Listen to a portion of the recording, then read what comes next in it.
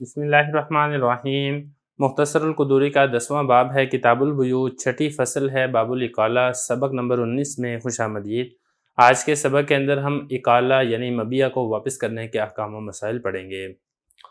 عبارت دیکھ لیں، الاقالۃ جائزۃ فی البیع للبائع والمشتری بمثل ثمن الاول فإن شرط اکثر منہ وقل منہ فالشرط باطل ويرد بمثل ثمن الاول وهي فسق في حق المتعاقدين بيع جديد في حق غيرهما في قول ابي حنيفة رحمه الله تعالى وهلاك الثمن لا يمنع صحة الإقالة وهلاك المبيع يمنع صحتها وإن هلك بعض المبيع جازت الإقالة في باقيه۔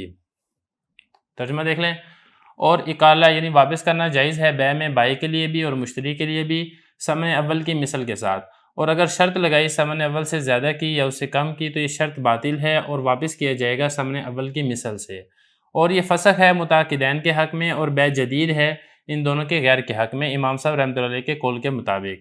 اور ثمن کا ہلاک ہونا یہ منع نہیں کرتا اقالہ کے صحیح ہونے کو، اور مبیع کا ہلاک ہونا یہ اقالہ کے صحیح ہونے سے مانع ہے، اور اگر بعض مبیع ہلاک ہو گیا تو پھر اقالہ کرنا جائز ہوگا باقی میں۔ عبارت ہو چکی ہے، ترجمہ ہو چکا ہے، اب چلتے ہیں اس کی تشریح کی طرف۔ دیکھیں کتاب البیوع کی چھٹی فصل ہے اقالہ۔ اقالہ کہتے کسے، اس کو ذرا سمجھ لیں۔ دیکھیں یہ جو اقالہ ہے یہ قول سے مشتق ہے، اجوف واوی ہے یہ، اور بابی فعل کا مصدر ہے، اور اس کا معنی ہوتا ہے بیع کا توڑنا، اور اس کا معنی یہ ہوتا ہے کہ اصل میں جب بائع مبیع کو دے دیتا ہے مشتری کو، مطلب یہ کہ جب بیع ہو جاتی ہے اس کے بعد بائع کو شرمندگی ہو، بائع کہ یہ تو میں نے سودا ٹھیک نہیں کیا، وہ کہتا ہے مشتری سے کہ ہم یہ بیع توڑ دیتے ہیں، آپ یہ والا سامان مجھے واپس دے دیں، میں ثمن اس کی واپس کر دیتا ہوں۔ یہ اسی طریقے سے جو مشتری ہے، مشتری نے جب چیز خرید لی ہے، بعد میں اس کو افسوس ہوا ہے یا اس کو پیسوں کی ضرورت پڑ گئی ہے، وہ بائع سے کہتا ہے کہ آپ اپنی چیز واپس لے لیں، مجھے اس کے پیسے واپس کر دیں۔ تو اگر وہ دونوں رضامندی سے سودا واپس کر دیں، بائع مبیع کو واپس لے لے اور جو مشتری ہے وہ ثمن کو واپس لے لے، تو اس قسم کو اقالہ کہا جاتا ہے۔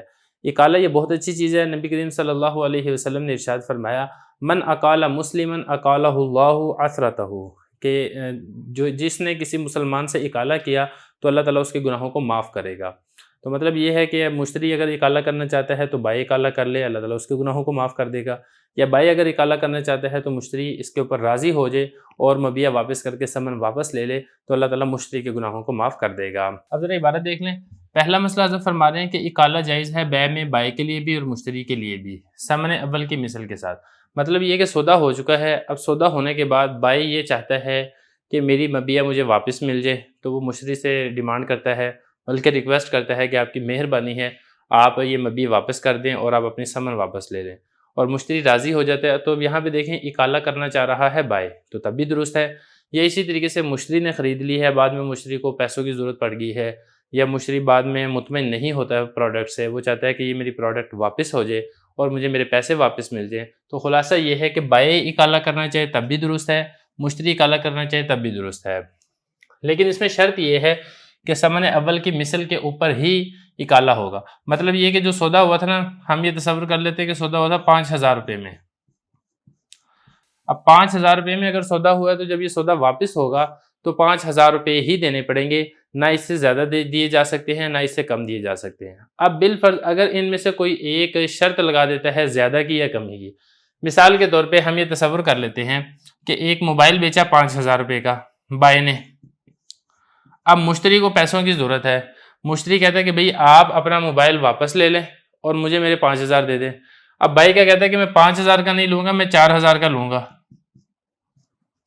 اب وہ دیکھیں کم کی شرط لگا رہا ہے، تو اب یہ جو شرط ہے یہ شرط فاسد ہے اور بائع کو 5000 ہی دینے پڑیں گے۔ اور اگر آپ دیکھیں گے نا موبائل مارکیٹ میں چلتا ہی یہی ہے، آپ ایک مرتبہ موبائل لے لیں، اگر آپ کا اسی وقت ہی بلکہ کیا 1 گھنٹے بعد ہی اگر آپ کا ذہن تبدیل ہو جاتا ہے تو وہ اس قیمت کے اوپر آپ سے واپس نہیں لے گا، بلکہ وہ کہے گا کہ میں آپ کو پیسے کم دوں گا۔ یا اسی طریقے سے بائع کہتا ہے کہ میری مبیع واپس کر دیں، اور جو مشتری ہے مشتری کہتا ہے اور مشتری کو اس کے پیسے واپس دے دیے جائیں۔ اب مشتری جو ہے وہ بائع سے ڈیمانڈ کرتا ہے کہ بھئی میں آپ سے 5000 نہیں لوں گا، میں آپ سے 6000 لوں گا۔ تو اب یہ دیکھیں جو ثمن اول ہے اس کی مثل سے اضافے کی شرط لگا دی ہے، تو یہ جو شرط ہے چاہے اضافے کی لگائی جائے یا کمی کی لگائی جائے، یہ شرط فاسد ہے، اور جو اقالہ ہوگا وہ پہلی ثمن کے اوپر ہی اقالہ کیا جائے گا۔ یہ بتا رہے ہیں ثمن اول کی مثل کے اوپر اقالہ ہوگا، اگر شرط لگائی زیادہ کی یا کم کی تو پھر یہ شرط باطل ہے۔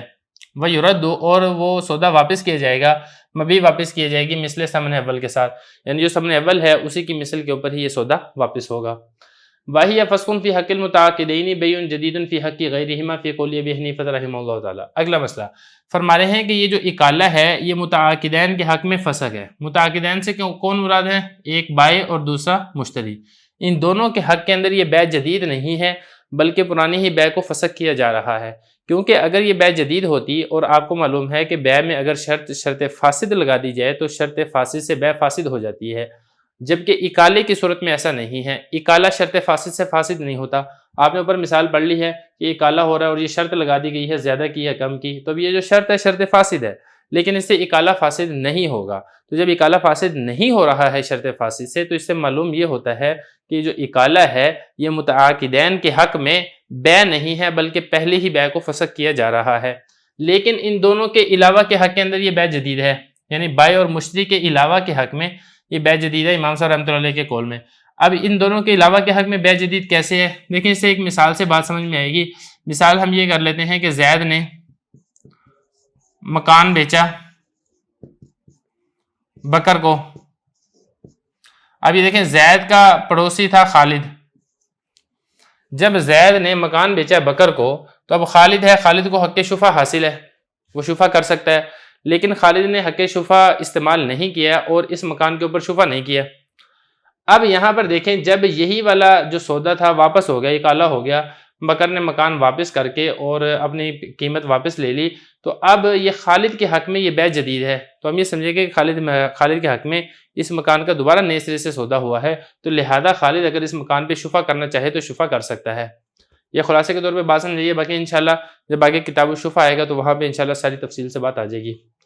یہ بتا رہے ہیں کہ یہ متعاقدین کے حق میں تو بیع فسق ہے، لیکن متعاقدین کے علاوہ کے حق میں یہ بیع جدید ہے امام صاحب رحمۃ اللہ علیہ کے قول کے مطابق۔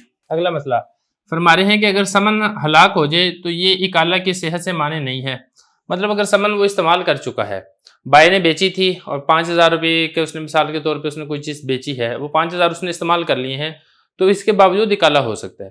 وہ تو استعمال کر لیا، وہ کوئی اور 5,000 دے دے گا، کیونکہ سمن ہم نے پڑھ لیا کہ وہ تو متعین ہونے سے متعین نہیں ہوتی ہے، تو کوئی اور بھی پیسے دیے جا سکتے ہیں۔